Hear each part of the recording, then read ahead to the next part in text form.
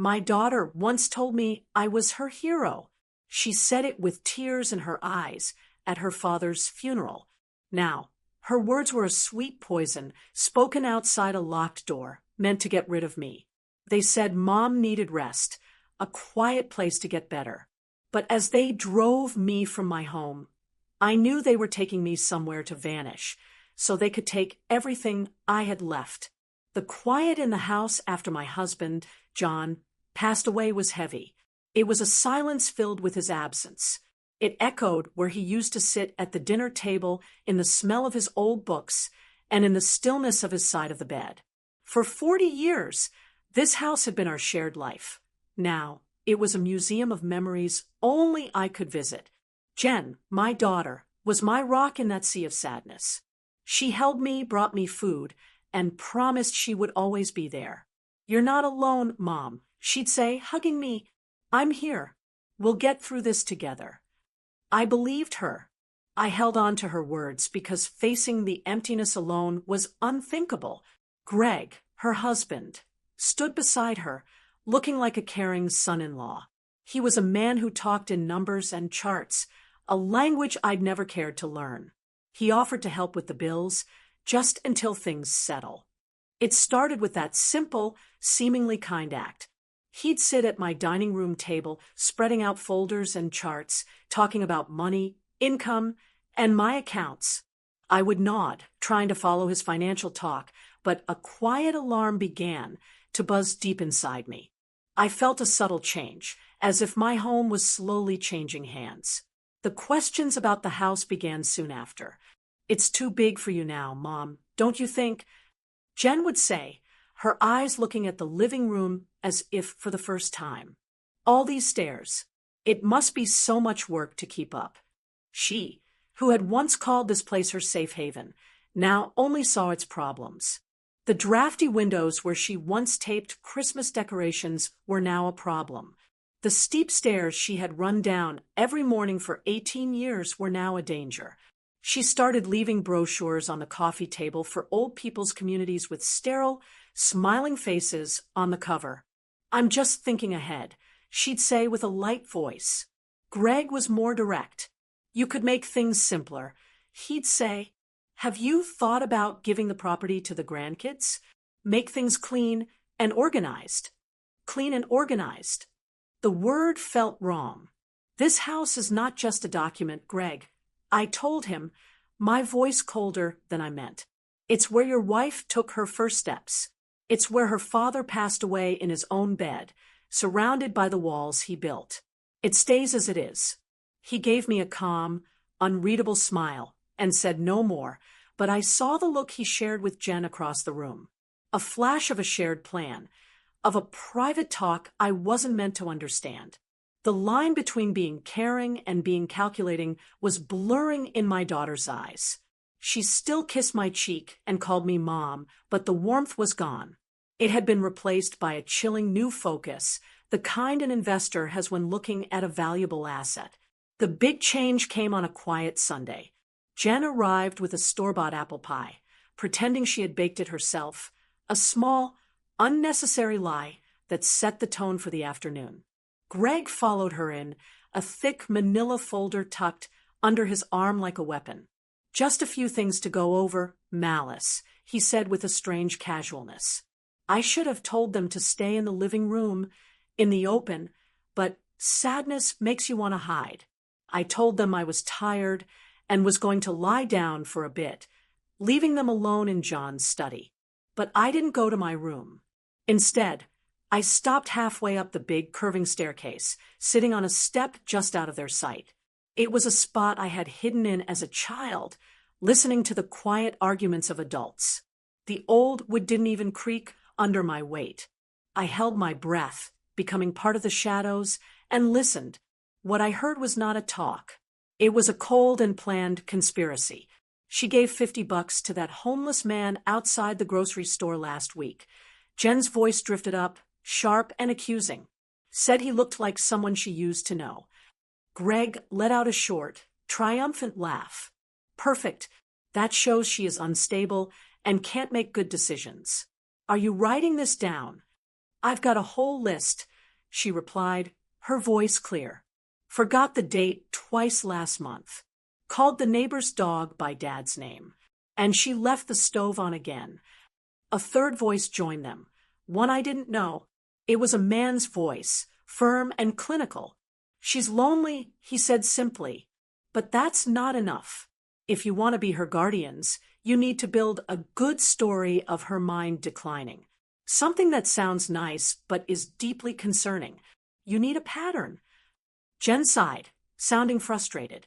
She's getting there. She repeats herself all the time. Tells the same stories over and over.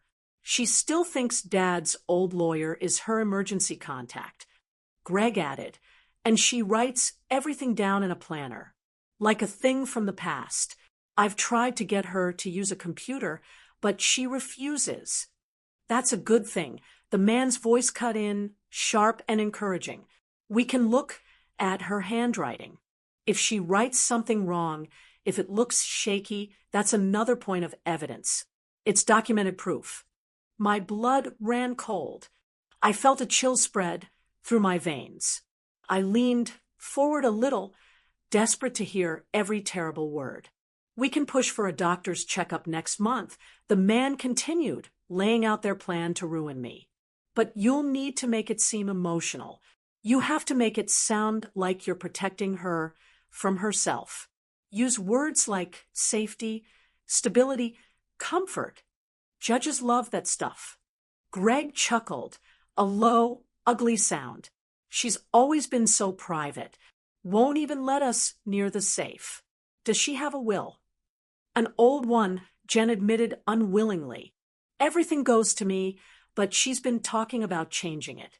Wants to start some silly scholarship fund in Dad's name. Then now is the time to act. The man said, his voice decisive. One signature on a medical evaluation gives you authority. From there, you can lock down her money, freeze her accounts, and manage her estate as her legal guardians. And if she fights back, Jen's voice was full of a chilling confidence that broke my heart. She won't. She trusts me. I rose slowly, my knees aching, but it was nothing compared to the pain in my heart. My heart hammered against my ribs like a scared bird. I went to my bedroom, my movements stiff and robotic, and locked the door behind me. From the bottom drawer of my old dresser, hidden beneath sweaters and old photographs, I took out the small tape recorder John had given me years ago. It still had batteries. I pressed the record button. A tiny, satisfying click echoed in the silent room. It worked.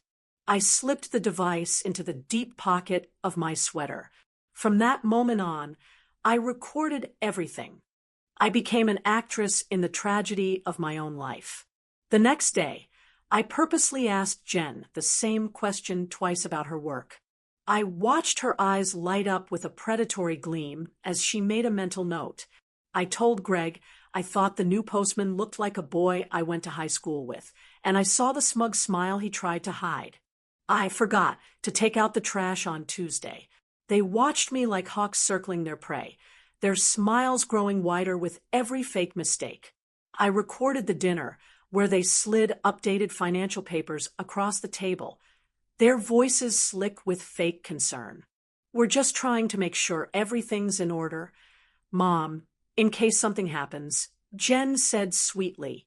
It's not about control, Greg added smoothly. It's about peace of mind. For everyone. I said very little, just nodded and reached for more potatoes. But inside, a fire of pure rage was building, fueled by their lies. The little recorder became my constant companion, in my sweater pocket during my walks, capturing their chatter during coffee, and documenting every lie during doctor's appointments. I changed the batteries every 3 days. They thought I was losing my mind, but my mind had never been sharper. I was building a case. One afternoon, I found them in my office again. Greg had his hand on the handle of my filing cabinet, the one where I kept all of John's papers and my personal documents. When I stepped silently into the doorway, he jumped, then recovered with a strained smile. Just looking for some envelopes, Malice. The condescension in his tone was the final straw. You must think I'm a fool, I said, my voice dangerously quiet. He blinked, stunned into silence. What? I said. I repeated, stepping further into the room. You must think I am an absolute fool. That I don't notice when my drawers have been disturbed. That I don't know what you're really looking for. Jen appeared behind him, her face a mask of worried innocence. Mom, please don't be paranoid. We're just trying to help you get organized. I'm not paranoid, I said, meeting her gaze. I'm awake. The look that passed between them was one of pure panic. For the first time, I smiled. That night, I locked my bedroom door, rewound the tapes, and listened. I listened to their whispers about my decline, their practice lines, their desperate, pathetic attempts to frame me as a fragile, confused old woman. I was many things sad, angry, heartbroken, but I was not fragile. The next morning, I called Amy, a young nurse at my regular clinic, the only staff member whose eyes still held genuine kindness.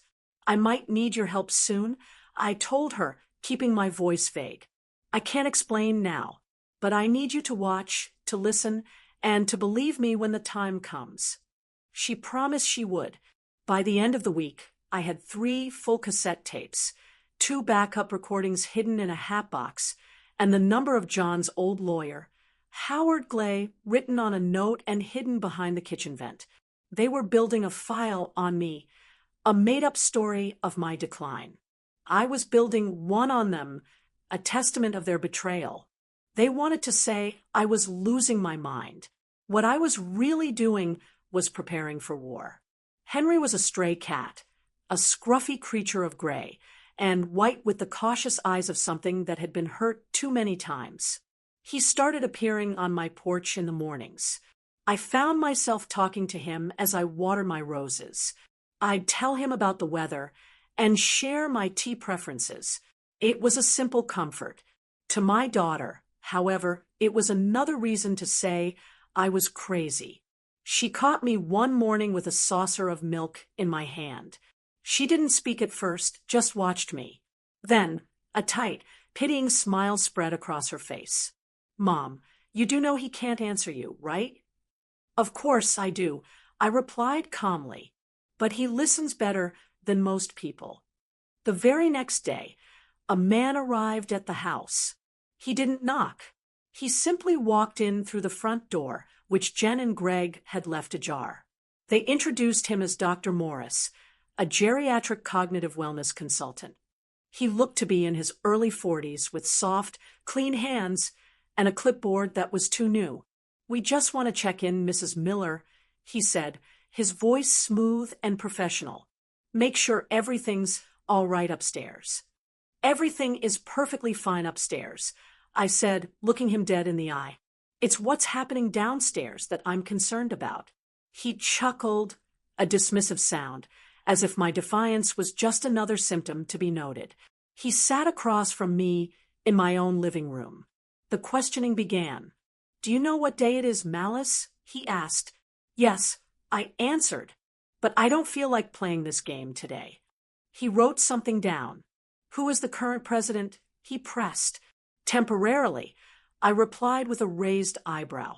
More scribbling. His questions were like a cage, each one meant to trap me. Do you ever feel like people are watching you? There's a security camera pointed at the front door, I said evenly. Greg put it in last month without asking me. Jen cut in quickly, her voice full of false concern. Mom's been quite paranoid lately, doctor. She talks about being followed. She thinks the neighbors are listening through the walls. I said Greg was listening. I corrected her, my voice sharp. Not the neighbors. Dr. Morris leaned forward, his expression one of deep, fake sympathy. Have you had any trouble with your memory, Malice? I remember the name of every single betrayal that has walked through this house. I said. He looked at Jen, who immediately started her practiced performance. She's been so confused, forgetting important things, talking to animals as if they're people. She's lonely, Greg added, shaking his head sadly. We're just trying to help her get the support she needs before she hurts herself. After 20 minutes of this play, Dr. Morris stood up, closing his notebook. Given the family's significant concerns and her recent strange behaviors, he announced, I believe a short stay in a care center is appropriate, just to observe and assess her in a controlled environment. Jen nodded so quickly her head bobbed. We've already found a wonderful place, Greg added. Private, comfortable, very highly rated. I turned my gaze from the doctor to my daughter. You're putting me away. She knelt beside my chair, taking my hand in hers, looking like a devoted child, making a difficult decision. It's not forever, Mom. It's just for some rest. You'll have your own lovely room. You won't have to worry about a single thing anymore. She kissed my cheek.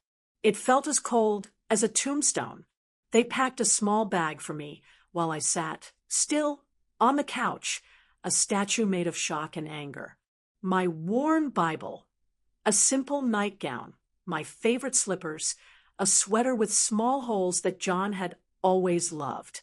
They chose the symbols of my weakness, ignoring the core of my strength. The car ride was a silent movie of my own kidnapping. I sat in the back seat like a prisoner. Jen drove, her eyes on the road, her knuckles white on the steering wheel. Greg stared at his phone, already managing the assets he believed were his. The familiar suburban streets gave way to highways, the lush palm trees lining the road like soldiers watching a funeral procession. After what felt like an eternity, I broke the silence. Where are we going? Jen kept her eyes forward. Somewhere safe, Mom. That's not a place, I said, my voice trembling with suppressed rage. That's a sales pitch. Greg sighed from the front seat, sounding very annoyed. It's a facility called Palm Glen. You'll like it. They have a garden. I have a garden, I snapped. You'll be comfortable, Jen said, her voice flat, without any emotion. You'll be taken care of. I looked out the window as we turned off the main road. The sun was setting over a bleak warehouse district. Rusted fences topped with barbed wire, flat-roofed industrial buildings, walls covered in graffiti. There was no ocean here. No garden. No comfort. Were we really going? I whispered. Jen didn't answer. Greg did, without looking back. To a place where you don't have to worry anymore.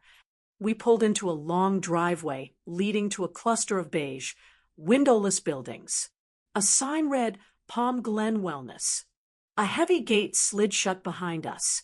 I counted 2 security cameras on the building, their black eyes watching us. A nurse in pale green scrubs stood waiting in the doorway, a clipboard held against her chest. I didn't move. Jen opened my door. Come on, Mom. I turned my head slowly and looked her dead in the eyes, putting all my clarity and anger into my gaze. You're not saving me, I said, my voice low and steady. You're storing me. She flinched, but didn't reply.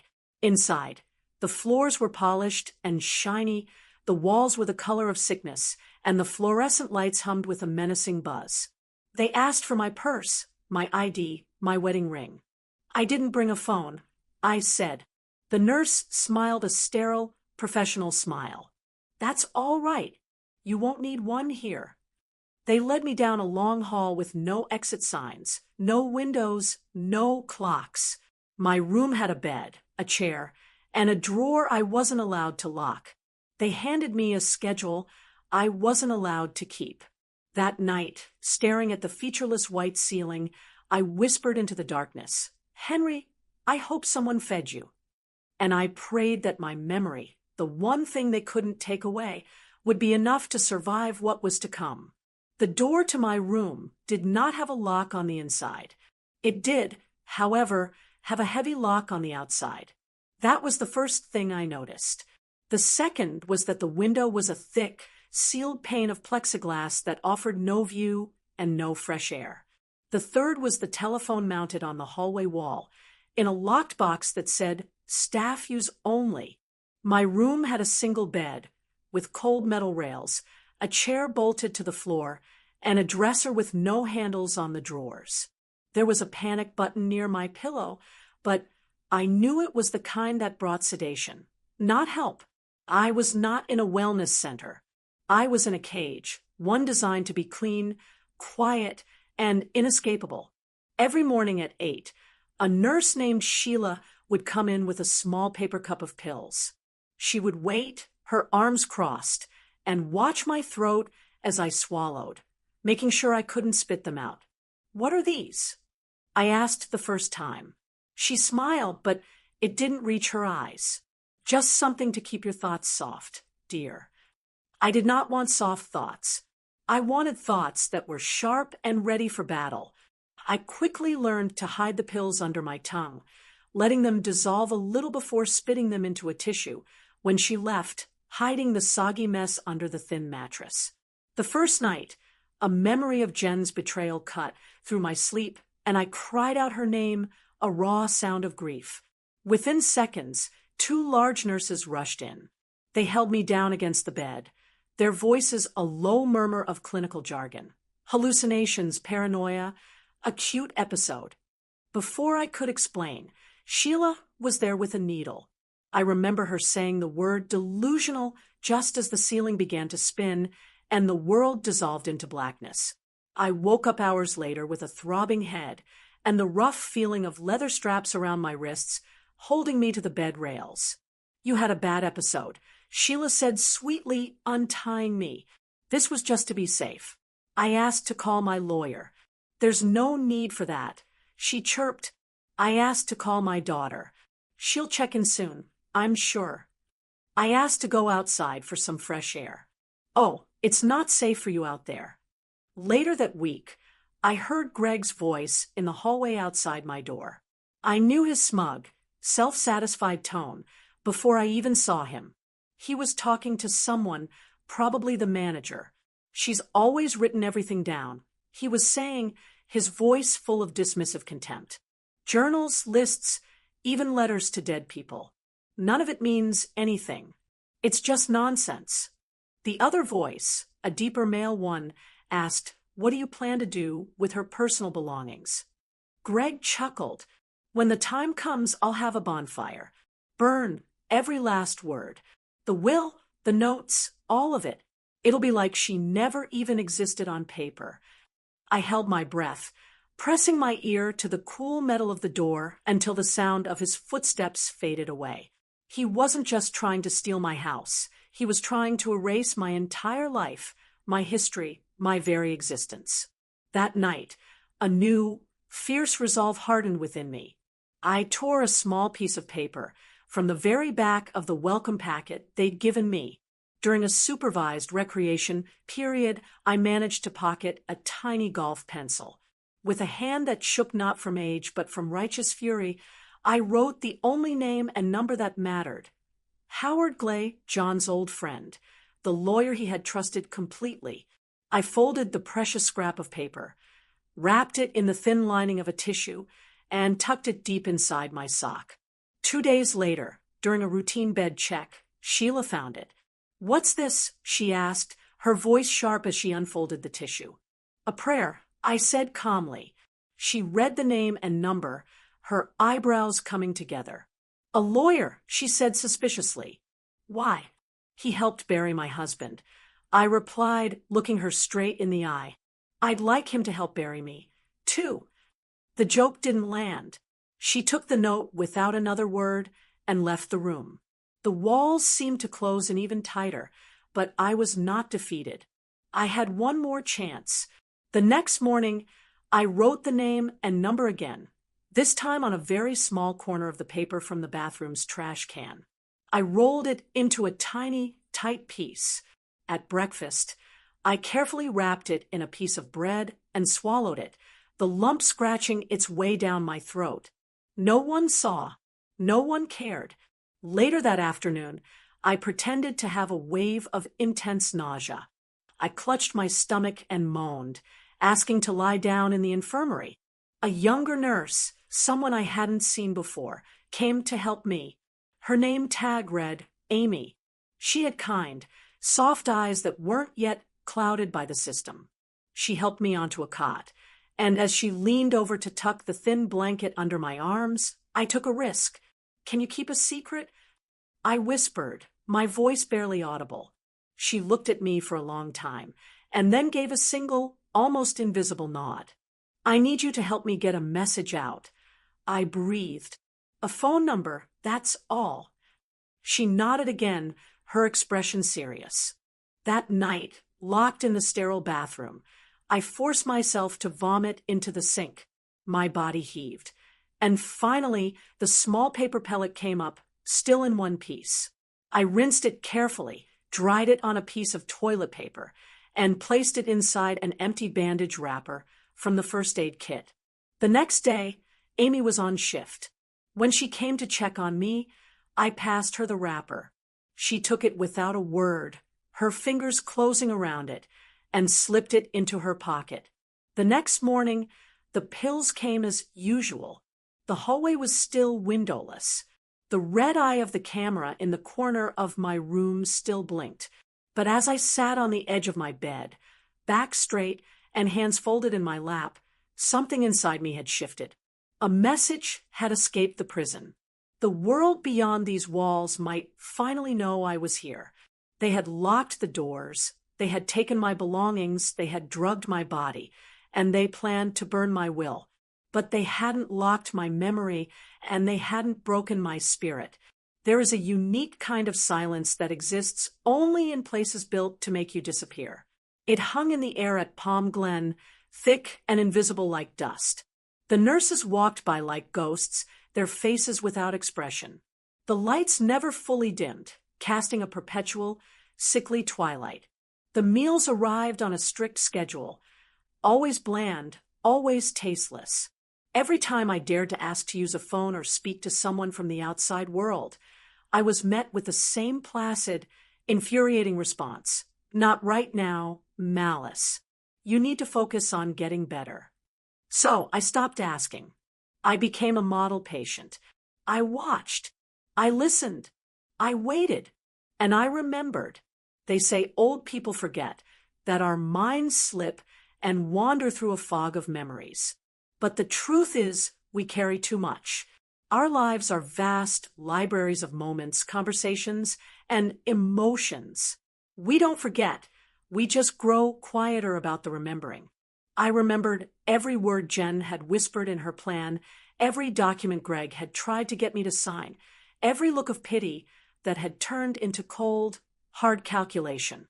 And I remembered John's voice in my head, as clear and steady as it had been in life. "If anything ever goes wrong, Malice, you find Howard. Howard Glay. He's the only one." His phone number was etched in my mind, the numbers burned behind my eyelids as I lay awake each night. But memory alone wasn't going to open my cage. I needed a key. Amy was the first person who looked at me and saw a whole person, not a diagnosis. She was young, a nursing student, her spirit not yet crushed by the system. She worked the night shift. One evening, as she was helping me change the stiff, sterile sheets on my bed, she leaned in close, her voice a whisper against my ear. "I know you're not gone." I didn't respond, not at first. Trust was a currency I could no longer afford. But the next night, I waited until the hallway was quiet. I whispered back, "I need your help." Amy gave that same single, decisive nod. "What do you need?" "Paper," I said, my voice hoarse. "Something to write on and something to write with." She hesitated for a moment. "They check everything. I could lose my job." "Then bring me nothing you would need back," I replied. She returned the following evening. Without a word, she slid a torn strip of paper from a notepad and the ink cartridge from a broken pen under my pillow. That night, in the dim light from under my door, I wrote with the steady hand of someone who had been silent for too long. The words flowed from a place of deep, unshakable certainty. To Mr. Howard Glay, "My name is Malice Miller. I am the widow of your friend, John Miller. I am being held without legal reason at the Palm Glen Wellness Facility on a false pretense of dementia, planned by my daughter, Jennifer Miller, and her husband, Gregory Hayes, to get control of my estate. I am of sound mind. I need your help. Please do not forget me. Malice. I folded the note into a tiny, tight square. When Amy came in at the end of her shift, I pressed it into her hand as she took my pulse. She tucked it into the sleeve of her scrubs. We said nothing. Our silence was a pact, a shared conspiracy of truth. The next few days dragged by like years. I went back to playing my part, becoming the woman they wanted me to be. I was confused, compliant, slow to respond. I would ask what day it was. I would forget the name of the nurse who had just left my room. I would ask if Henry, my imaginary cat, had been fed his breakfast. The staff would nod with that awful, sympathetic condescension and make notes on their clipboards, documenting my steady decline. I wasn't worried about their notes anymore. I was worried about my letter. Had Amy managed to mail it? Had it reached him? Was Howard Glay even still alive? After all these years, would he remember John? And by extension, me? Would he believe a desperate letter from a woman already branded as delusional? Some nights, doubt was a physical weight on my chest, making it hard to breathe. I feared I had sent that brave young woman on a fool's errand, and that my last hope had vanished into a mailbox. Other nights, I sat bolt upright in bed, repeating the words I had written until they lived in my bones, a mantra against the encroaching despair. I am of sound mind. I am of sound mind. I am of sound mind. And then, one Tuesday afternoon, something shifted in the atmosphere. Amy walked past my open doorway carrying a stack of fresh linens.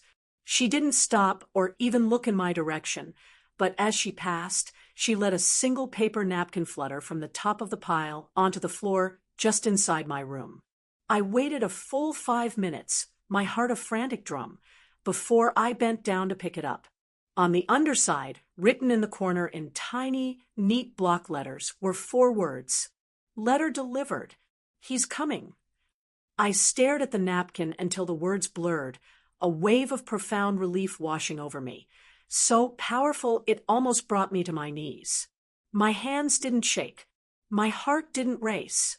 I just stood there and breathed, a deep, shaking intake of air that felt like the first breath of a free woman. I had survived the silence. Someone else knew the truth. I was no longer a forgotten woman in a locked room. I was not done remembering, and I was not done fighting. It happened on a Thursday morning. I knew something was different the moment I woke up. The usual calm quiet of the hallway was replaced by a nervous, buzzing energy. Nurses hurried past my door, whispering to each other, their faces tight with anxiety. Doors opened and closed with more force than usual. I heard the distinct clatter of a dropped clipboard, followed by a curse. Then came a new sound, the sharp, confident click of expensive heels on the polished floor. These were not the soft-soled shoes of medical staff. This was the sound of the outside world breaking in.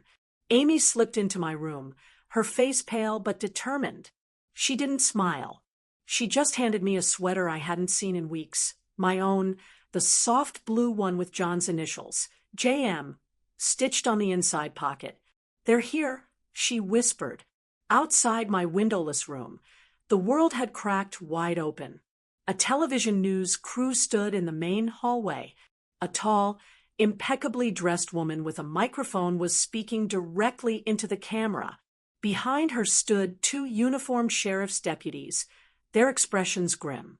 And just behind them, looking older but with the same sharp, kind, and utterly unafraid eyes I remembered, was Howard Glay. The director of Palm Glen, a man I'd only seen once, was red-faced and sputtering, surrounded by his staff, who suddenly didn't know where to look. I am here for my client, Mrs. Malice Miller, Howard announced, his voice calm but carrying the unmistakable weight of authority that filled the entire corridor. We have submitted a petition for her immediate release under Florida's elder abuse protection laws. I have her legal power of attorney and substantial evidence of illegal confinement and conspiracy to commit fraud. The reporter turned to her cameraman. Roll on that. Get a close shot. They escorted me into the common area, a sterile room with a single uncomfortable chair, a dusty fake plant, and now 3 television cameras. I sat down, my body feeling weak from the ordeal, but my back straight. Amy came and stood behind me, her hands resting lightly on my shoulders, a silent, steadying presence. Howard placed my old tape recorder on the table in front of me. This device, he said, addressing the room, contains multiple conversations between Mrs. Miller's daughter, Jennifer, and her son-in-law, Gregory Hayes. In these recordings, they explicitly and methodically plan to fake symptoms of dementia and mental decline in order to have Mrs. Miller declared unable to make her own decisions and get control of her substantial estate. One of the sheriff's deputies nodded. We've reviewed the transcripts. They are convincing. The reporter leaned forward, her microphone extended towards me. Mrs. Miller, do you remember making these recordings? I looked directly into the camera lens, speaking to the world beyond those walls. I remember everything, I said, my voice shaking but clear. Just then, a door slammed open.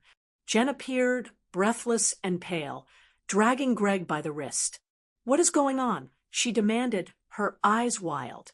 What is all this? She's ill. She's confused. She's been making things up for months. She turned her fury on the deputies, on Howard, on the cameras.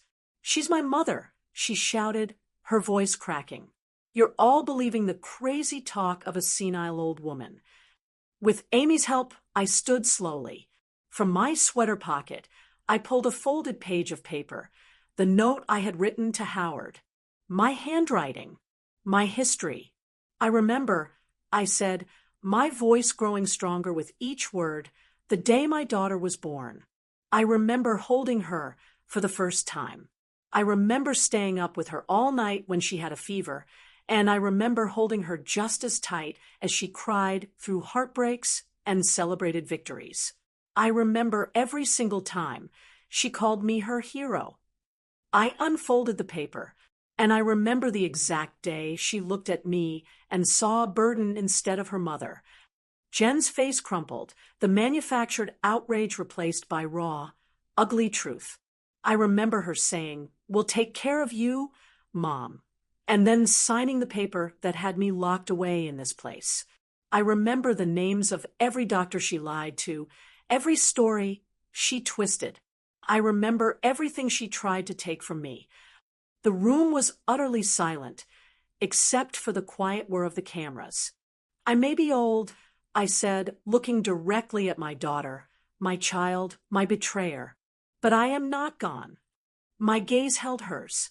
What is right, I said, the words of final, damning judgment, never requires locking a door on your own mother.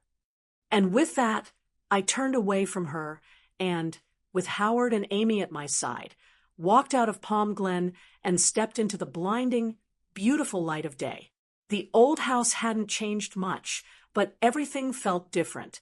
The white paint had chipped a little more around the porch steps, and the mailbox leaned slightly, as if tired from waiting. But as Howard's car pulled away, and I stood on my own walkway, I felt a sense of peace settle over me. The front gate opened with a familiar groan, a sound that was now comforting, not annoying. When I stepped over the threshold, I swear the old floorboards sighed under my feet, not from age, but from relief. I was home. The sheriff's department had already paid a visit to Jen and Greg's house. Their bank accounts were frozen, their credit cards flagged. The expensive beach property they had just begun remodeling with my money was now part of a federal investigation into financial fraud against the elderly. Their high-priced lawyer had advised them to say nothing once the recordings and the news report went public. There was no version of the story where they came out looking like anything other than what they were: calculated, greedy, and incredibly cruel. The media called it a shocking case of elder abuse. The neighbors whispered that it was shameful. I simply called it over. I walked through my house slowly, room by room, touching everything as if to get to know my own life again. I ran my fingers over the corners of picture frames holding a lifetime of smiles, along the smooth, worn grooves in the wooden banister, and across the dining table where I had once braided a tearful Jen's hair as she struggled with her math homework. In the kitchen, the glass cookie jar sat on the counter, empty but whole. I washed it carefully, dried it, and filled it to the brim with fresh, homemade chocolate chip cookies. My favorite, not hers. The next morning, I stood on my back porch with a hot cup of tea and watched the sun rise over the same quiet street I had looked out on for 40 years. Mrs. Clark from across the way waved, a wide, genuine smile on her face. An hour later, she brought over a basket of warm blueberry muffins and told me, "You look like you've been through a war." "I came back from one," I replied, and we both understood. Mr. Henley from next door offered to fix the leaning mailbox. I let him, not because I couldn't do it myself, but because for that week I didn't want to lift a hammer. I had earned the right to a little rest, the real kind, born of peace, not imprisonment. My days fell into a gentle rhythm. I spent hours in my garden, my hands in the warm soil. The roses had suffered from neglect, their thorns overgrown and wild, their petals sad. But they were still alive. Like me, I bought a new bush, a variety with deep, determined red blooms, and planted it right in front of the window Jen used to climb out of as a rebellious teenager. It felt right. Inside, I began sorting through the boxes and drawers they hadn't gotten to yet. I found my old journals, stacks of letters from John, his silver cufflinks, and a photograph of Jen in her high school graduation cap, smiling at me with such love, as if I were the only thing in the world she needed. I kept it. I kept all of it, not because she deserved the space in my memories, but because I deserved to have my own history whole. One afternoon, I stood at the security panel by the front door. The 4-digit code was still Jen's birthday. With a steady hand, I pressed the buttons to erase it. Then I entered a new one, 1946, the year I was born. The house was now secured by my own existence, not by the memory of someone who had tried to erase me. That evening, I stood before the bathroom mirror, the same one I had stared into for decades. My face was undeniably older, with more lines, a certain softness in my cheeks. But my eyes, I realized, had never changed. They were still mine. They were still clear. I leaned in, resting a hand on the cool porcelain of the sink, and looked at the woman staring back at me. A survivor. I spoke softly to my reflection, a final affirmation in the quiet of my reclaimed home. They thought I was a burden. I whispered, "But I am a memory, and memory never dies.